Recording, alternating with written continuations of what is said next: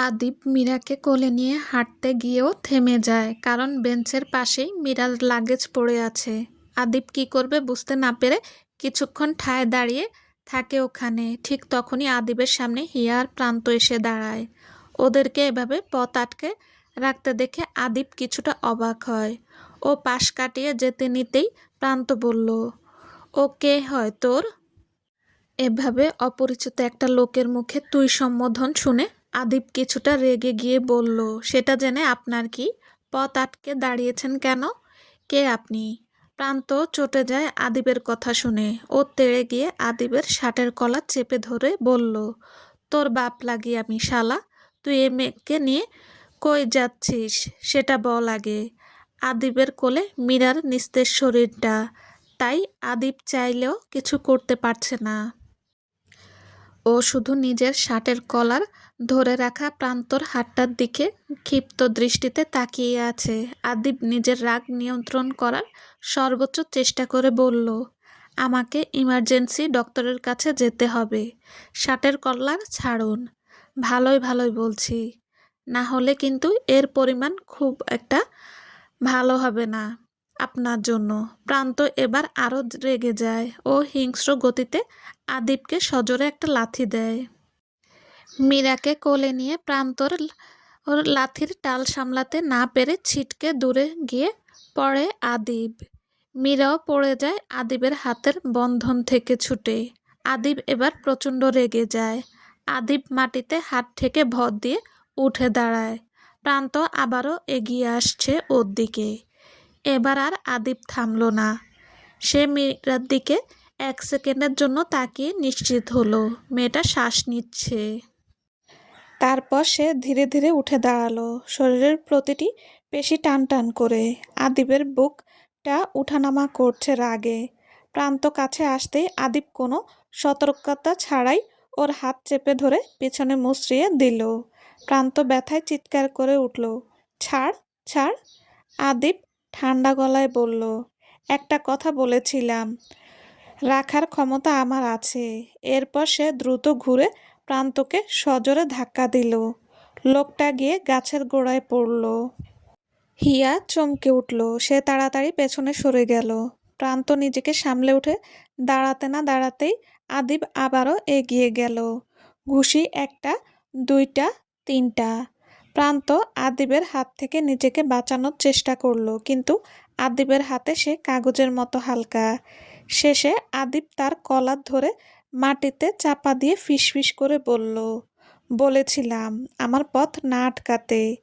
এর পরিণাম ভালো হবে না। তুই না শুনে নিজের বিপদ নিজেই ডেকে এনেছিস। এবার ফল ভোগ কর। আজকে এই পর্যন্তই। প্রান্ত শ্বাস নিতে নিতে হাত জোর করে মাপ চাইল। আদিব ওকে ছেড়ে দিয়ে মীরার দিকে দৌড়ালো। মেয়েটাকে তাড়াতাড়ি আবার কোলে তুলে নিল। আদিবের বুক অজানা কারণে ধুকপুক করছে। বুকের ভেতর কাঁপা রাগ ধীরে ধীরে দমে আসছে। ওর মনে এখন শুধু একটাই ভাবনা, মেয়েটাকে হাসপাতালে নিতে হবে এখনই। হাসপাতালের করিডোরে ঢুকতেই মানুষের গন্ধ, ওষুধের গন্ধ সব মিলিয়ে মাথা ঘুরিয়ে দেওয়ার মতো অনুভূতি হয় আদিবের। ও মেয়েটাকে কোলে নিয়ে কাউন্টারের সামনে দাঁড়ালো। ডিউটি ডাক্তার মীরার দিকে একবার তাকিয়ে সিরিয়াস মুখে বলল, রোগীকে ভেতরে নিন। এভাবে জ্ঞান হারানোটা তো ভালো লক্ষণ না। মেয়েটাকে স্ট্রেচারে তোলা হলো। আদিব কেবল দূর থেকে দেখল মীরা চোখ বুজে আছে, মুখটা একদম ফ্যাকাশে, যেন কারো অসময়ে ঝরে যাওয়া কাগজের ফুল। ও কিছুক্ষণ পর ডাক্তার কেবিন থেকে বেরিয়ে এসে বললেন, রোগী খুব দুর্বল, শরীরের উপর মানসিক চাপ জমেছে অনেক দিন ধরে, অতিরিক্ত চিন্তায় জ্ঞান হারিয়েছে, খাওয়া দাওয়ার প্রচণ্ড অনিয়ম করছে মেয়েটা। আর আপনি হাজবেন্ড হয়ে সেসবের বিন্দুমাত্র দেখভাল করছেন না। অদ্ভুত তো। এভাবে যদি চলতে থাকে তাহলে মেয়েটার অবস্থা অবনতি হবে। ডক্টরের কথা শুনে থতমত খেয়ে যায় আদিব। তবুও সে 1 সেকেন্ডও দেরি না করে বলল, এখন থেকে যত্নে রাখবো। ডাক্তার চশমার ফ্রেম ঠিক করে তাকে আরেকবার দেখে নিলেন। মুখে হালকা হাসি টেনে ডক্টর বললেন, ঠিক আছে, ওর খেয়াল রাখবেন। মেয়েটা এখনো বাচ্চা, মনে একটু কোমলতা আছে। ডক্টরের কথা শুনে আদিব হাসার চেষ্টা করে। তারপর সে মীরার কেবিনের দিকে পা বাড়ায়। কেবিনের দরজাটা আস্তে খুলতেই হালকা অন্ধকার চোখে পড়ল আদিবের। জানালা দিয়ে রাতের শহরের ফোঁটা ফোঁটা আলো এসে বিছানার এক কোণে পড়ল। সেখানেই শুয়ে আছে মীরা। এই হালকা আলোয় বেডের মধ্যে মীরার আটসাট শরীরটা চোখে পড়ে ওর। মেয়েটা ঘুমাচ্ছে, চোখ দুটো বন্ধ, লম্বা পাপড়িগুলো থমকে আছে। চুলের কটা গোছা মাটিতে ছড়িয়ে পড়ে বেডের চাদরে আঁকিবুকি এঁকেছে। আদিব দরজার পাশে দাঁড়িয়ে ওর দিকে তাকিয়ে রইল বেশ কিছুক্ষণ। সে যেন কোনো একটা অদ্ভুত ঘোরের মধ্যে চলে গিয়েছে ওর দিকে তাকিয়ে। তারপর আদিব ধীরে ধীরে এগিয়ে গিয়ে বিছানার পাশে বসল। মীরার নিঃশ্বাস খুব হালকা, একদম শোনা যায় না। ওর ঠোঁটের কোণা সামান্য শুকনো ভাব, যেন কেউ খুব কষ্ট করে কান্না থামিয়েছে ওর। তা দেখে আদিবের গলা শুকিয়ে গেল। অদ্ভুতভাবে নিজেকে অপরাধী মনে হচ্ছিল ওর। যদিও এখানে কোনো দোষই তার ছিল না, তবুও এই মেয়েটাকে দেখে মনে হয় যেন তার সব দুঃখের দায় ও নিতে পারে চাইলেই। ও এক দৃষ্টিতে তাকিয়ে আছে মীরার মুখের দিকে। হাসপাতালের মনিটর বিপ শব্দ করছে ধীরে ধীরে। আদিব সেই শব্দ শুনতে শুনতে ভাবল, এ ছোট্ট মেয়েটার মনে কিসের এত কষ্ট, এত ভয়, এত চাপ, এত দুঃখ কিসেরই বা। মীরার ঘুমন্ত মুখের দিকে তাকিয়ে ওর সমস্ত ভাবনাগুলো আনমনে হারিয়ে যায়। আদিবের প্রচণ্ড আগ্রাসী স্বভাবটাও যেন গলে গেল মীরার পানে চেয়ে। এত সুন্দর কেন আপনি? মনে মনে প্রশ্নটা করল আদিব। অবশ্য উত্তর পাওয়ার সম্ভাবনা নেই। আদিব মীরার পাশে বসে থেকে গালে হাত দিয়ে ওর দিকে তাকিয়ে আনমনে বলল, ইস, যদি এমনভাবেই সারা জীবনের জন্য আপনার পাশে থাকার সুযোগ পেতাম আমি। তখন মাঝরাত, চারিদিকে শুনশান নীরবতা বিরাজ করছে। ধীরে ধীরে মীরার জ্ঞান ফিরে আসে। চারদিকে অন্ধকার। মীরা নিজেকে একটু তুলোর মতো নরম বিছানায় আবিষ্কার করে। চোখ মেলতেই মীরা অনুভব করে এটা তার রুম, একান্তই তারই। নিজের চাদরের গন্ধ, কাঠের আলমারি, পরিচিত ছায়া। সন্ধ্যার পর লাইট বন্ধ করলে যে অন্ধকারটা নেমে আসে, ঠিক সেই একই রকম অন্ধকার। পরক্ষণে মীরার ধ্যান ভাঙে এই ভাবনায় যে ও তো পার্কে ছিল, তাহলে কে ওকে নিজের বাবার বাড়িতে এনেছে? এসব ভাবতে নিতেই মীরা মাথায় প্রচণ্ড চাপ অনুভব করে। সে আরও কিছু ভাবতে পারে না। মীরা বিছানা থেকে নামতে গিয়ে পড়ে যেতে নেয়। পরক্ষণে সে পাশের টি টেবিলটা ধরে নেয়। মীরা নিজের শরীরের দুর্বলতা বুঝতে পেরে কিছুক্ষণ বিছানায় চুপ করে বসে থাকে। তারপর রুমে বসেই চেঁচিয়ে ওর মাকে ডাক দেয় মীরা। পলি বেগম মেয়ের ডাক শুনে মেয়ের রুমে আসেন। তোর জ্ঞান ফিরেছে মা? সন্ধ্যা থেকে টেনশনে আমার প্রেশার বেড়ে যাওয়ার মতো অবস্থা হয়ে গেছে। বলতে বলতে পলি বেগম মেয়ের পাশে এসে বসে ওর মাথায় হাত বুলিয়ে দেন। তারপর ফের শুধালেন, তা তুই একা কেন এসেছিস? আর ওই ছেলেটাই বা কে? প্রান্ত আসেনি তোর সাথে? মীরা ওর মাকে জড়িয়ে ধরে ডুকরে কেঁদে ওঠে। কান্নার তোড়ে মীরা কিছু বলতে পারল না। মেয়েকে কাঁদতে দেখে পলি বেগম হতভম্ব হয়ে যান। তিনি মেয়েকে নিজের দিকে ফিরিয়ে ভয়ার্ত গলায় বললেন, এই মীরা, কি হয়েছে বলতো? আর তুই জ্ঞান হারালি কি করে? আর প্রান্ত বদলে অন্য একটা ছেলে বা তোকে হাসপাতালে নিয়ে গেল কেন? কি হয়েছে বল না। মীরা নিজের কান্না নিয়ন্ত্রণ করার চেষ্টা করে বলল, মা, প্রান্ত আমাকে ডিভোর্স দিয়েছে। ও আমাকে ঠকিয়েছে মা। ও আরেকটা মেয়েকে বিয়ে। মীরা কান্নার তোড়ে আর কিছু বলতে পারল না। এদিকে পলি বেগম তো মেয়ের কথা শুনে পুরো হতভম্ব হয়ে যান। তিনি কিছুটা রুষ্ট স্বরে বলল, কী সব উল্টাপাল্টা বলছিস মীরা? প্রান্ত তোকে ডিভোর্স দিল, এটাও বিশ্বাস করতে হবে আমার? কি হয়েছে সুন্দর করে বল আমায়। মীরা নিজের কান্না থামিয়ে তার মাকে সব খুলে বললেন। পুরো ঘটনা শুনে পুরো স্তব্ধ হয়ে যান উনি। আল্লাহ, এই শেষ বয়সে কি দেখাচ্ছে আমায়? আমি এখন তোকে নিয়ে কোথায় যাব?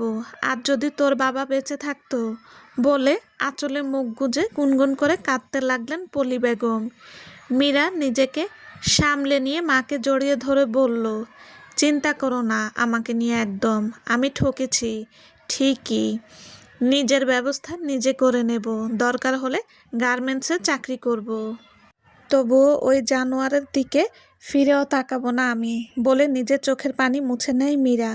পলি বেগমের কান্নার বেগ কমল। তিনি বললেন, আচ্ছা ওই ছেলেটাকে? কোন ছেলে মা? তখন থেকেই দেখছি কোন ছেলে নিয়ে কথা বলে যাচ্ছ। আরে একটা ছেলে ছিল, সেই তো আমাদের খবর দিল। দেখতে শুনতে মাশাল্লাহ, ছেলেটা এত ভদ্র, কি নম্র আচরণ। আমাকে বলল তোর দিকে নজর রাখতে। আরও কত কথা বলল আমার সাথে। ওই নাকি তোকে হসপিটালে নিয়ে এসেছে। মীরা ওর মায়ের কথা শুনে বাকরুদ্ধ হয়ে যায়।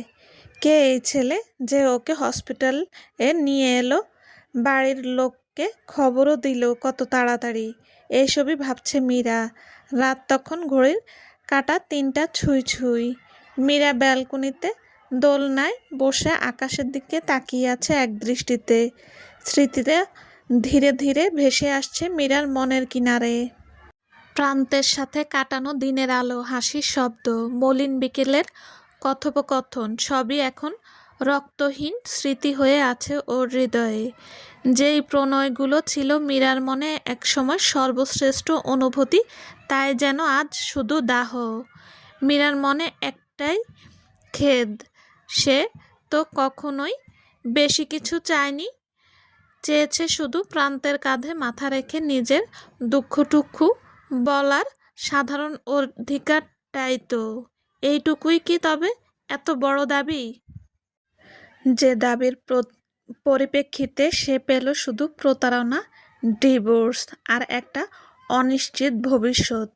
দোলনায় বসে রাতের আকাশের পানে চেয়ে মীরা বলল, হয়তো কিছু গল্পের কোনো ইতি নেই, সেই গল্পের থাকে শুধু অর্ধচিহ্ন, আর বাকিটা অন্ধকার। তারপর কেটে যায় কিছু নিস্তব্ধ সময়। চারদিকে শুনশান নীরবতা। শহরের বুকে শীতের আগমনের তোড়জোড় চলছে। মীরা ব্যালকনিতে বসে উপলব্ধি করল তার ঠান্ডা লাগছে। কিন্তু অলস্য শরীরটাকে বয়ে রুমে যেতে ইচ্ছে করল না মীরার। সে ঠায় বসে থাকে নিজের স্থানে। সে মিনমিন করে বলল, আমি এখনো তোমার উপস্থিতি অনুভব করছি প্রান্ত। আজও আমার ঘরে আমরা দুজন একসাথে থাকি প্রান্ত। শুধু এখন তোমার বদলে তোমার সেই মিথ্যে প্রতিশ্রুতি, ক্ষীণ প্রতিধ্বনিত থাকে, যা মরেও মরতে চায় না আমার মন থেকে। বলতে বলতে মীরার চোখ বেয়ে জল গড়িয়ে পড়ে অযত্নে। ঠিক তখনই মীরার ফোন বেজে ওঠে। মীরা ফোন হাতে নিয়ে দেখে একটা আননোন নাম্বার থেকে কল এসেছে, তাও আবার এই মাঝরাতে। মীরা ধরল না কল। তার এই মুহূর্তে কথা বলার মুড নেই কারো সাথে। সে একা থাকতে চায়, একদম একা। কিন্তু মানুষ যা চায় তা কি সব সময় পায়? মীরার ফোন বেজেই যাচ্ছে এক নাগাড়ে। শেষে মীরা বিরক্ত হয়ে ফোন তুলল। কল রিসিভ করতেই অপর পক্ষ থেকে নম্র কণ্ঠের একজন মধ্যবয়স্ক লোক সালাম দিয়ে শুধালো, মিস মীরা বলছেন আপনি?